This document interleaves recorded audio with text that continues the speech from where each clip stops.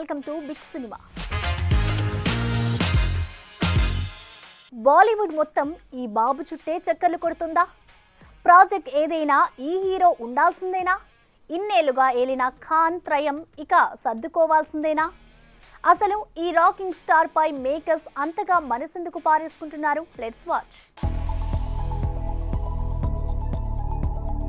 ఖాన్ ఖాన్ ఖాన్ గత 2 దశాబ్దాలుగా బాలీవుడ్ లో మారుమోగిన పేరిది. అయితే షారుఖ్ ఖాన్ లేదంటే సల్మాన్ ఖాన్, కుదరకపోతే అమీర్ ఖాన్, ఇలా సినిమా ఏదైనా డైరెక్టర్ ఎవరైనా హీరో మాత్రం ఈ ముగ్గురులో ఎవరో ఒకరుండే పరిస్థితి.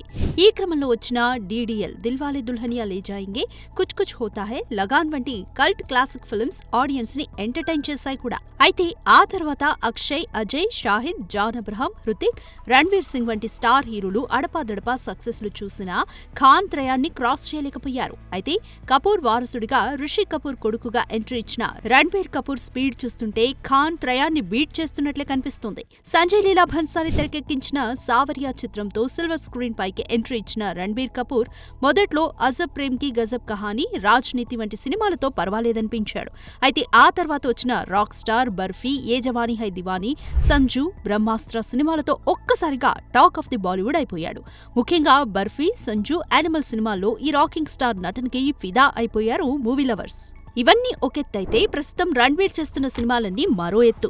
ఒక రామాయణం వంటి హిస్టారికల్ ఫిల్మ్ చేస్తూనే లవ్ అండ్ వార్ ని పట్టాలెక్కించిన ఈ స్టార్ కిడ్ యానిమల్ పార్క్, ధూమ్ 4, PK2 వంటి సినిమాలకి కమిట్ అయిపోయాడన్న వార్తలు మీడియాలో చక్కర్లు కొడుతున్నాయి. ఒకవేళ ఈ సినిమాలన్నీ అనుకున్నట్టుగా సెట్స్ పైకి రిలీజ్ అయితే మాత్రం ఈ రాక్ స్టార్ నెంబర్ 1 అవుతాడనడంలో ఎలాంటి డౌటే లేదు. సినిమా ఇక్కడ హిట్టే మాట్లాడుతుంది. ఆ హిట్ కొట్టేందుకు 100 కోట్లు కుమ్మరిస్తుంటారు నిర్మాతలు. బాగుంటే ఓకే, కలెక్షన్ల వర్షం కురిపిస్తుంది. కానీ తేడా వస్తే నిర్మాతల డ్రెస్ గల్లంతవుతుంది. అలా ఫ్లాప్ అయినప్పుడే కొందరి హీరోలు తీసుకున్న డబ్బు వెనక్కి ఇచ్చేసి నిర్మాతల్ని నిలబెడుతుంటారు కూడా. తాజాగా అలా ప్రొడ్యూసర్స్ కి హెల్ప్ చేసి ఇదిగో ఇలా రియల్ హీరోస్ అనిపించుకున్నారట ఈ ఇద్దరు హీరోలు. సినిమా ఇండస్ట్రీ ఇక్కడ హిట్స్ కన్నా ఫ్లాప్స్ పర్సెంటేజే ఎక్కువ. అయినా ఆశలు చంపుకోలేక కోట్ల రూపాయలు కుమ్మరిస్తుంటారు నిర్మాతలు. కానీ కొన్నిసార్లు మాత్రం ఊహించని డిజాస్టర్స్ తో భారీ నష్టాలనే ఫేస్ చేస్తారు. అలాంటి టైంలో కొందరు హీరోలు పట్టనట్టు ఉంటే మరికొందరు మాత్రం ఇచ్చిన డబ్బుని వెనక్కి ఇచ్చేసి రియల్ హీరోస్ అనిపించుకుంటారు. వారిని ముఖ్యంగా చెప్పుకోవాల్సింది కోలీవుడ్ సూపర్ స్టార్ రజనీకాంత్ గురించి. బాబా సినిమా అట్టర్ ఫ్లాప్ అయినప్పుడు ఇలానే తీసుకున్న డబ్బు వెనక్కిచ్చేశాడు. ఇక జానీ, అజ్ఞాతవాసి టైంలో పవన్ కళ్యాణ్ కూడా ఇలా రెమ్యునరేషన్ ఇచ్చేసి నిర్మాతకి అండగా నిలబడ్డాడు. తాజాగా మరోసారి హరిహర వీరమల్లు కోసం రిలీజ్ సాఫీగా జరగడం కోసం తాను తీసుకున్న 11 కోట్ల అడ్వాన్స్ ని నిర్మాత AM రత్నం కు ఇచ్చేందుకు సిద్ధమయ్యాడట పవన్. ఒక రకంగా ఇది నిర్మాతకు రిలీఫ్ అని చెప్పాలి. ఇక జాక్ డిజాస్టర్ తో డీలా పడ్డ నిర్మాత BVSN ప్రసాద్ ని ఆదుకునేందుకు రెడీ అయ్యాడట స్టార్ బాయ్ సిద్ధు. తాను తీసుకున్న రెమ్యునరేషన్ లో సగానికి పైగా అంటే దాదాపు 4.5 కోట్ల దాకా వెనక్కి ఇచ్చేందుకు రెడీ అయ్యాడట. ఏది ఏమైనా బాగున్నప్పుడు డబ్బులు పంచుకోవడమే కాదు, ఇలా నష్టాల్లో ఉన్నప్పుడు కూడా డబ్బులు ఇచ్చేయాలన్న ఈ హీరోల మైండ్ సెట్ కి సెల్యూట్ చెప్పాల్సిందే. పాత సినిమాలకి థియేటర్లో మామూలు గిరాకీ లేదండోయ్. అది కూడా కొత్త సినిమాల బిజినెస్ డామినేట్ చేసేంత. ఇక లేటెస్ట్ గా రిలీజ్ అయిన ఖలేజా ఏకంగా రికార్డులు కొల్లగొట్టేంత. మరి ఇప్పటి వరకు రిలీజ్ అయి థియేటర్లో కనుక వర్షం కురిపించిన ఆ సినిమాలేంటో మనము ఓ లుక్కేద్దామా? సినిమాలు స్పాన్ పెంచుకుని 2 ఏళ్లకు ఒకటిగాని వచ్చే పరిస్థితి లేకుండా పోయింది. దీంతో ఆడియన్స్ ని కూల్ చేసేందుకు పాత సినిమాల్నే మళ్లీ రిలీజ్ చేయడం మొదలుపెట్టారు మేకర్స్. అదే సమయంలో కొత్త సినిమాలు అనుకున్నంతగా ఆడకపోవడంతో పాత సినిమాల్నే మళ్లీ చూడ్డానికి పోటెత్తారు మూవీ లవర్స్. దీంతో ట్రెండ్ ను ఫాలో అవుతూ పాత చిత్రాలను వరుస పెట్టి మళ్లీ విడుదల చేస్తున్నారు. ముఖ్యంగా తెలుగులో ఈ రిలీజ్ ట్రెండ్ బాగా నడుస్తోందని చెప్పాలి. రీసెంట్ గా super star Mahesh Babu, Trivikram Srinivasan combination లో తెరకెక్కిన ఖలేజా చిత్రం రిలీజ్ అయ్యి ఎలాంటి హంగామా సృష్టించిందో తెలిసిందే. నిజానికి 2010లో విడుదలైన ఖలేజా బాక్సాఫీస్ వద్ద బొక్కబోర్లా పడింది. కానీ రిలీజ్ లో మాత్రం అదిరిపోయే రెస్పాన్స్ తో భారీ కలెక్షన్స్ నే రాబట్టింది. ఇంకా చెప్పాలంటే అదే రోజు కొత్తగా వచ్చిన భైరవం సినిమాను గట్టి దెబ్బ కొట్టింది. ఇక ఇప్పటి వరకు రిలీజ్ అయిన సినిమాల కలెక్షన్స్ ని చూస్తే ఖలేజా 10 కోట్లకు పైగా కొల్లగొట్టగా, మురారి 8 కోట్లు, గబ్బర్ సింగ్ 8 కోట్లు, ఖుషి 7 కోట్లు, ఆర్యా 2 6 కోట్లు, సీతమ్మ వాకిట్లో సిరిమల్లె చెట్టు 6 కోట్లు, సలార్ 4 కోట్లతో బాక్సాఫీస్ వద్ద మంచి హిట్స్ నే సొంతం చేసుకున్నాయి. అయితే ఈ సినిమాలు మళ్లీ రిలీజ్ అవ్వడం కొత్త సినిమాల మీద ఎఫెక్ట్ పడుతుందన్న కామెంట్స్ వినిపిస్తున్నాయి. ఏది ఏమైనా ఆల్రెడీ అందరికీ అందుబాటులో ఉన్న సినిమాకి మళ్లీ ఈ రేంజ్ లో వసూళ్లు కురవడం గ్రేట్ అనే చెప్పాలి. వరుస విజయాలతో దూసుకెళ్తున్న నేచురల్ స్టార్ మరో సినిమాకి శ్రీకారం చుడుతున్నాడా? పవన్ తో ఓజీని పట్టాలెక్కించిన సుజీత్ దర్శకత్వంలో ఈ సినిమా ముహూర్తం పెట్టుకోనుందా? ఆగిపోయింది అనుకున్న ప్రాజెక్ట్ ని డివివి దానయ్య మళ్లీ షురూ చేయనున్నాడా? అసలు ఈ కాంబో కథా కమీమిషేంటో లెట్స్ వాచ్. పక్కింటి కుర్రాళ్ల ఆడియన్స్ లో చెరగని ముద్ర వేసుకున్న నాని ఇప్పుడు బాక్సాఫీస్ వద్ద తన స్టామినా చూపిస్తున్నాడు. వరుసగా దసరా, హాయ్ నాన్న, సరిపోదా శనివారం, హిట్ 3 ఇలా వరుస హిట్లతో నెంబర్ గేమ్ లో దూసుకుపోతున్నాడు. ప్రస్తుతం నాని శ్రీకాంత్ ఓదెలాతో పీరియాడికల్ రా అండ్ రస్టిక్ యాక్షన్ మూవీ అయిన పారడైజ్ సినిమా చేస్తున్న సంగతి తెలిసిందే. ఈ సినిమాలో నాని పాత్ర ఫ్యాన్స్ ని కాదు ఆడియన్స్ ని కూడా షాక్ అయ్యేలా చేస్తుందని తెలుస్తుంది. అయితే ఇదివరకే నాని సుజిత్ కాంబోలో ఓ సినిమా ముహూర్తం పెట్టుకున్న సంగతి తెలిసిందే. డివివి దానయ్య బ్యానర్ లో Sujeeth Nani combo movie last year sets మీదకు వెళ్లాల్సింది, కానీ అది లేట్ అవుతూ వస్తుంది. ఓజీ సినిమా పూర్తయ్యాకే సుజిత్ ఫ్రీ అవుతాడు. అయితే పవన్ ఓజీకి ఇంకాస్త టైం ఇవ్వాల్సి ఉంది. అందుకే ఓజీ లేట్ అవుతుందని Sujeeth Nani cinema final script పూర్తి చేశాడట. అంతేకాదు ఈ మూవీని మాక్సిమం ఏడాదిలో పూర్తి చేసి రిలీజ్ చేసేలా ఆలోచన చేస్తున్నారట. అయితే నాని కుదిరితే 2 లేదా 1 సినిమా అయినా ఏడాదికి రిలీజ్ చేస్తాడు. సో ఆ ప్లానింగ్ ప్రకారమే సినిమాల క్యూ ఉంటుందన్నమాట. నెక్స్ట్ ఇయర్ మార్చికి పారడైజ్ రిలీజ్ అయితే Sujeeth cinema next year release ఉండే ఛాన్స్ లేదు.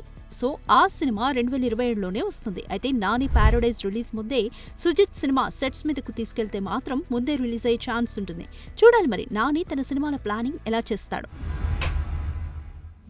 గ్లామర్ ని బాగా ఫాలో అయ్యే ప్రశాంత్ నీల్ గ్లామర్ ని మాత్రం అంతగా పట్టించుకోడన్న సంగతి తెలిసిందే.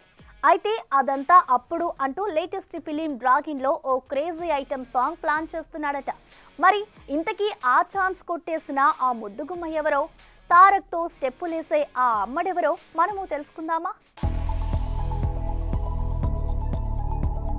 Prashanth Neel I know public pulse అంటూ తనదైన మాస్ టేకింగ్ తో బాక్సాఫీస్ వద్ద కలెక్షన్ల సునామీ సృష్టించే ఈ క్రేజీ ఫిలిం మేకర్ గ్లామర్ విషయంలో మాత్రం కాస్త వీక్ అనే చెప్పాలి.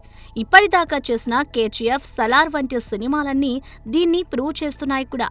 అయితే సలార్ కాస్త కలెక్షన్లో వెనుకపడడంతో ఇక గ్లామర్ ఒలికించాలని ఫిక్స్ అయినట్టున్నాడు. అందుకే ఇప్పుడు తారక్ తో చేస్తున్న డ్రాగన్ సినిమాలో ఓ క్రేజీ స్పెషల్ సాంగ్ ని డిజైన్ చేశాడట.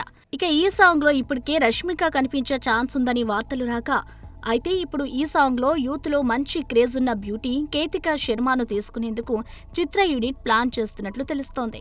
అదిదా సర్ప్రైజు అంటూ యూత్ ని గిలిగింతలు పెట్టిన ఈ అమ్మడు ఇటీవల సింగిల్ సినిమాతో మంచి విజయాన్ని అందుకున్న సంగతి తెలిసిందే.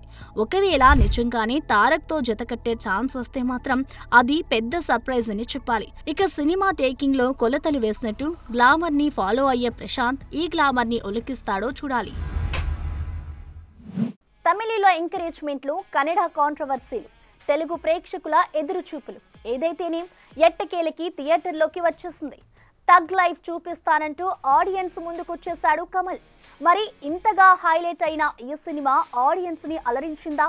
కమల్ తగ్ లైఫ్ చూపించాడా? Let's watch. ఇక సినిమా కథ సంగతికి వస్తే మాఫియా సామ్రాజ్యాన్ని తన కనుసన్నాల్లో పాలించే రంగరాయ శక్తివేల్కు మాణిక్యంకు మధ్య విభేదాలు తలెత్తుతాయి. మాణిక్యం జరిపిన కాల్పుల నుంచి రంగరాయ శక్తివేల్ను అమరన్ కాపాడుతాడు. దాంతో యముడి నుంచి ప్రాణాలు కాపాడి తనకు ప్రాణభిక్ష పెట్టిన అమరన్ను శక్తివేల్ తన కుమారుడిగా పెంచుతాడు. తన ప్రాణం కంటే ఎక్కువ ఇష్టపడే అమరన్ అనుకోకుండా శక్తివేలుకు ఎదురు తిరుగుతాడు. దాంతో మాఫియా సామ్రాజ్యంలో ఎలాంటి పరిణామాలు చోటు చేసుకుంటాయనేదే కథ. నాయకుడు కాంబోలో మళ్లీ 38 ఏళ్ల తర్వాత సినిమా వస్తుందంటే అంచనాలు ఆకాశానికి తాకుతాయి. కానీ మొదలైన కొద్దిసేపటికే విషయం అర్థమవుతుంది. రొటీన్ గ్యాంగ్స్టర్ డ్రామా అని తెలిసిపోతుంది. స్క్రీన్ ప్లే పరంగా కొంచెం కూడా ఈ సినిమా ఎగ్జైట్ చేయదు. మణిరత్నం అండ్ రైటింగ్ టీం ప్రేక్షకులను ఎంగేజ్ చేయడంలో ఫెయిల్ అయిందనే చెప్పాలి. ఇంటర్వెల్ వరకు సోసోగా ముందుకు కదిలిన సినిమా అప్పటి నుంచి మరింత ప్రెడిక్టబుల్ గా మారింది. కొంత యాక్షన్ సీన్స్ కంపోజింగ్ గా బాగుంది. హీరోయిన్ల గురించి ఎంత తక్కువగా చెప్పుకుంటే అంత మంచిది. ఇక రవి కే చంద్రన్ సినిమాటోగ్రఫీ, శ్రీకర్ ప్రసాద్ ఎడిటింగ్ ఉన్నంతలో పర్లేదనిపిస్తాయి. అయితే సినిమాలో అక్కడ నవాబ్ ఛాయలు కనిపిస్తాయి. అయితే ఉన్నంతలో కమల్ హాసన్ అండ్ శింబు తమ పాత్రలకు న్యాయం చేశారని చెప్పాలి.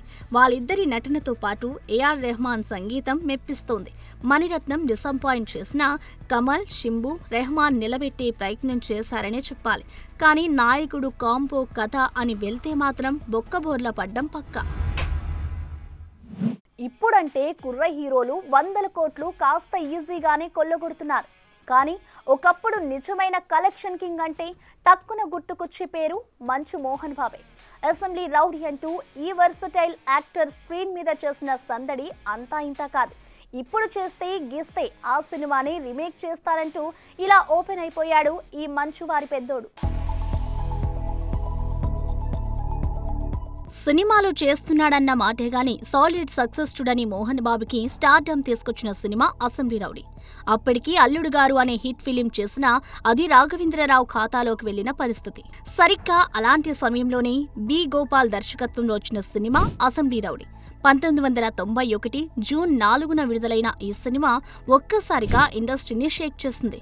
ముఖ్యంగా అరిస్తే కరుస్తా అంటూ మోహన్ బాబు నట విశ్వరూపం చూపించాడు.